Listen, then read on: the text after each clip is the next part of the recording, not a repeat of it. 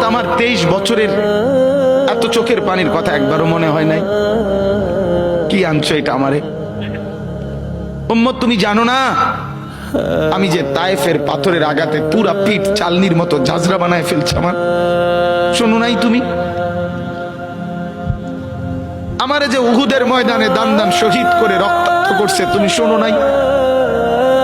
আমি যে 14 দিন পেটে ক্ষুধার তাড়নায় পাথর বাঁধছিলাম, উম্মত তোমার মনে নাই?